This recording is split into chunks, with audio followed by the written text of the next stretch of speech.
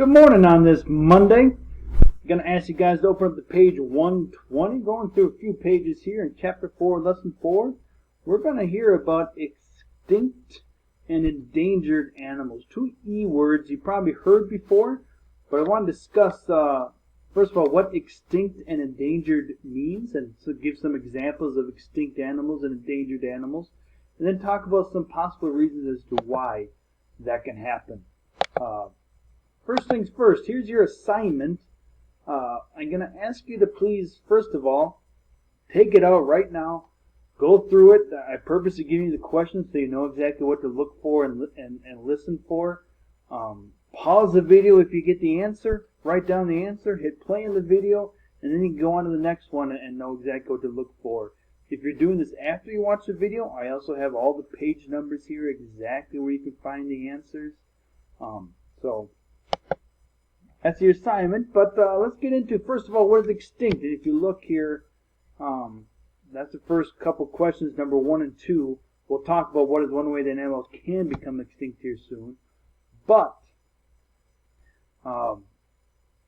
when an animal is extinct, it means that the species is gone forever. In other words, you're never, ever going to see them again because there are literally zero in the world. Okay?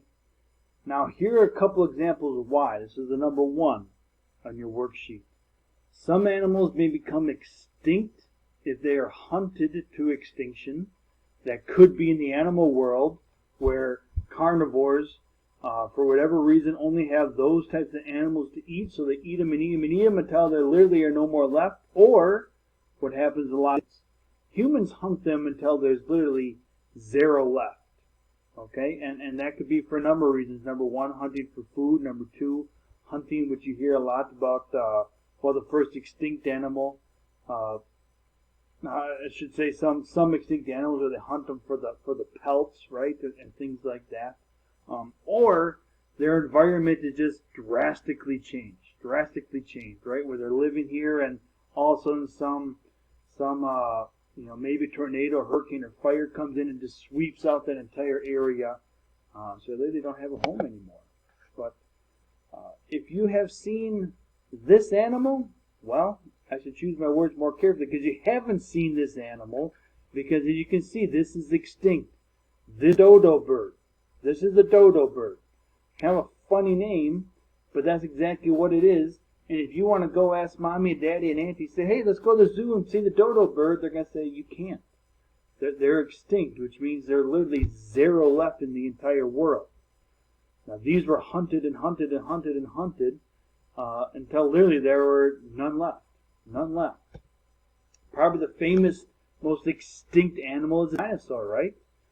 Please don't believe the things about millions and millions of years. That is evolution. That does not give glory to God. That directly counteracts or contradicts what's in the Bible. Animals were all created during the first 6 days of creation. There were literally dinosaurs and humans living at the same time, right? How or why dinosaurs became extinct? Don't know. But they are. We have the fossils, we have the bones, which we can see, hey, these animals were huge and massive, but you can't go find a triceratops. You can't go someplace and see Tyrannosaurus Rex. And I'm afraid to say that Jurassic Park, although fun to watch, is fiction, false, not true. So those are a couple examples. Don't forget, that was part of your assignment. List 2 examples of extinct animals.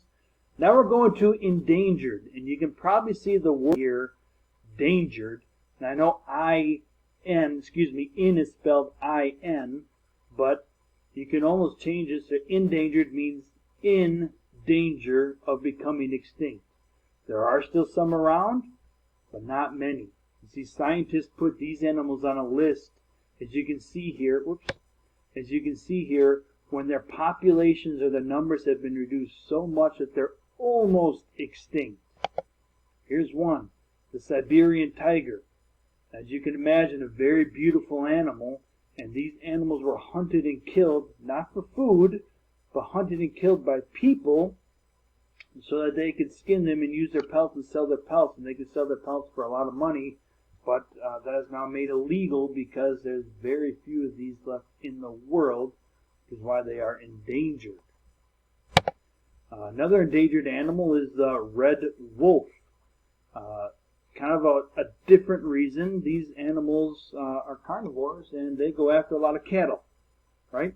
So in the places where these guys live, they'll attack a lot of farmers' cattle or sheep or things like that, and so they go out and shoot them just to kill them, so they don't have them, so they don't lose their cattle and things. But this happens so much that they're in danger of becoming extinct. They're not extinct yet, but they're close. The panda bear is another thing. Now, the panda bear might be one of your favorite animals, and I'm not making fun of them, but they're hunted, and really they're pretty an easy shot. I mean, they don't move very fast. They don't really do a lot. If you come around them, they're not really going to run away and scamper away. They just kind of sit there, and that's part of the reason why they've been endangered, because they're easy for hunters to track and kill. Now, there's very, very, very few of these in the world, and almost extinct, but not quite extinct yet. Now we want to talk about why this can happen. We talked a lot about hunting, but take a look at this. This is an island in the Caribbean, and you can imagine in this here, you can see the lush greenery, right? Obviously, the sun is the start of the food chain, and then the plants get their energy from the sun. You can imagine when there's this many plants, there's a lot of herbivores, and there's a lot of carnivores. And unlike Arizona, if we have a forest fire here, well, the animals have their ecosystem completely wrecked, but they can move to a different ecosystem, right? Not on this island. There's no way for these animals to go anywhere. So there's only one species of animal that lives here, and you can see, nice, beautiful island, and this is after a hurricane, and you can see nothing left. I mean, the hurricane with its winds that just completely ravaged the island, destroyed all the vegetation. Now, the vegetation might grow back, but it's going to take a while.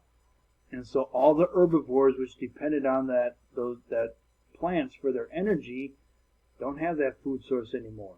So the herbivores are going to die off. And the carnivores that ate the herbivores, they're going to die off because there's less herbivores. So it can completely change the ecosystem. And like I said, if there's one species of whatever living as an animal and the food source is completely wiped out, well, then they're going to be completely wiped out.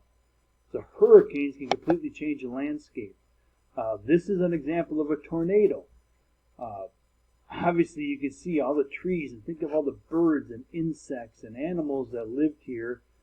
And now they don't even have an ecosystem for a large swath of an area. Now, a tornado usually has a narrow path. You can see how destructive they are, but they usually don't take out huge, areas of land. Still, it completely changes an ecosystem here, right? That's another way that an ecosystem can be completely changed. This is an example of a forest fire. I mean, look at it. This is the before and after picture, same exact place. You can see how the plants, you can imagine it's all the herbivores and then all the carnivores run around.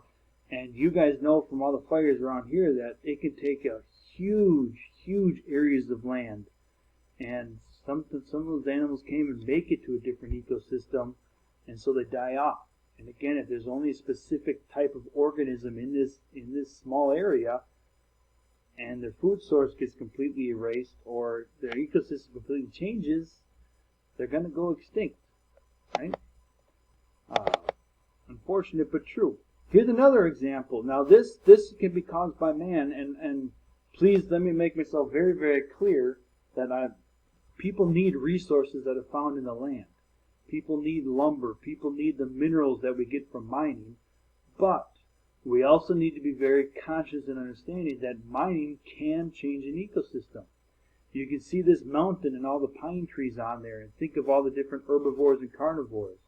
Well, here, this is all mining here. Again, mining is good because we need a lot of things, but we also need to be understanding that when we do this type of mining, we can completely change an ecosystem. So a lot of it can be done by what we call a natural disaster, a hurricane, tornado, a fire, but people can also change ecosystems as well. And that's what we have here. We're going to talk a little bit on this topic tomorrow, especially more on the human side about, ecosystems can be changed. But I'm going to ask you very kindly to fill out this assignment for tomorrow. I'm going to wish you guys Lord's blessings on this Monday.